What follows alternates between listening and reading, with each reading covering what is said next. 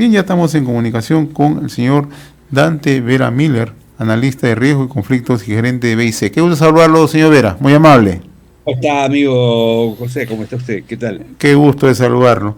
Conversábamos con usted antes de fin de año respecto a lo que ocurrió en Patás y usted tenía una visión ya bastante cercana, certera de lo que se estaba generando en la Sierra de la Libertad. Ayer hemos visto el caso de este empresario informal, empresario minero Santos Guillermo Sánchez Vera, ¿no?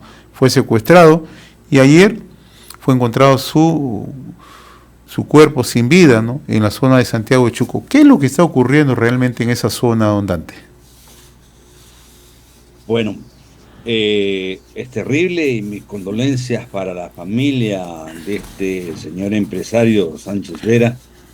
La policía tiene varias hipótesis, no hay una pista segura todavía. Cabe recordar que en el mes de junio del año pasado, una organización criminal llamada Los Pulpos secuestró al padre del exalcalde de Julcán Así es. y lo tuvo secuestrado 5 meses. Finalmente la familia llegó a pagar 150.000 soles y fue terrible porque se cortó la comunicación y encontraron el cadáver del señor 5 meses después, ¿no? Entonces esta banda felizmente fue capturada por la policía y por eso es que se pudo ubicar el cadáver del señor, este padre del exalcalde de Julcán. Este hecho de hace ya meses atrás también cabe señalar que no es el único, porque después hubo un asesinato de un joven en Patás después de los acontecimientos en la mina. Y por último, una caravana de la Policía Nacional que llevaba 5 detenidos fue asaltada prácticamente por una turba a la altura de Bijus y liberaron a los detenidos que llevaba la policía. Como dice el alcalde de la zona, parece ser que la declaratoria del estado de emergencia y la visita de los ministros que hicieron allá no ha sido suficiente para alcanzar medidas que restablezcan el orden. Y ahora con el asesinato de este empresario, cuyo acontecimiento ocurrido ya en Huamachuco, viniendo de Patás, indica que la zona sigue sin el control de la autoridad del Estado. Usted ha realizado un informe bastante exhaustivo sobre los riesgos que se tiene justamente en el tema de seguridad en zonas mineras del país, sobre todo donde hay mucha incidencia de minería ilegal, ¿no? ¿Por qué no se actúa? Ya hay diagnósticos, usted tiene un informe bastante preciso sobre ese tema, hay otras personas que también tienen aproximaciones. ¿Por qué el gobierno no tiene capacidad de actuar? ¿Qué es lo que está ocurriendo? Porque estamos con sinceridad en tierra de nadie. Usted lo ha descrito con mucha precisión lo que ha venido ocurriendo ya en la zona altoandina de la Libertad, pero nadie hizo nada. Ujú. Mire usted, yo creo que hay dos o tres problemas que de manera conjunta hacen que la solución de parte del gobierno sea difícil. El primer problema es de orden político, es decir, un gobierno sin el suficiente liderazgo, un gobierno con el reconocimiento popular de 9 u 8 puntos, con ministros bastante, digamos, no apropiados, como el propio ministro del Interior, que ha causado ahora un malestar grave en la Policía Nacional con la salida de manera totalmente irrespetuosa del comandante general de la Policía Nacional, y con otros ministros que no tienen la suficiente experiencia, respaldo, legitimidad suficiente, hace que haya un factor político de liderazgo en la conducción de las medidas urgentes que debe tomar el gobierno, en particular sobre el tema de seguridad ciudadana y más específicamente en el tema minero.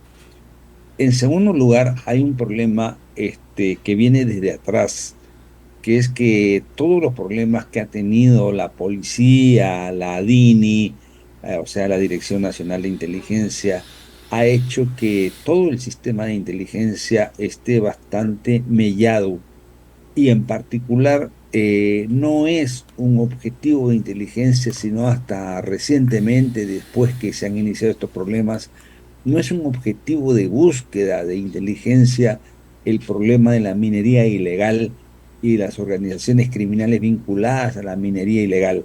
Tal vez sí a otros tipos de delitos como las extorsiones. Ahí la policía sí está actuando bien y ha capturado a los jefes del tren de Aragua y los tiene muy bien puestos ahí en Chayapalca, ¿no? Y el tercer problema es que los estados de emergencia no son suficientes. Es decir, está bien que se declare y que vaya un destacamento de la policía especializada a la zona, pero lo que hay que hacer es efectivamente recomponer la inteligencia para la policía sabe su trabajo y puede hacerlo, identificar a los cabecillas, a los financistas y capturarlos. Es decir, inteligencia, investigación y captura de los cabecillas es la tarea principal, aparte de la permanencia de un destacamento policial, la acción coordinada del Estado en resolver problemas pendientes en la zona, en la Rinconada, por ejemplo, en el sur, allá en Puno, las condiciones de vida son absolutamente precarias, entonces tienen que resolverse necesidades básicas con la intervención de la policía y el aparato de justicia, los operadores de justicia, llámese fiscales, jueces, tienen que tener una acción rápida para poder allanar el camino. Es el caso que hasta ahora, por ejemplo, no hay detenidos respecto a los acontecimientos con la mina Patas. Los 7 detenidos primeros, se vio que no tenían mayor incidencia en estos acontecimientos, aunque sí eran delincuentes, pero no estaban vinculados directamente. Los otros fueron liberados por la masa y no se sabe dónde están ahora.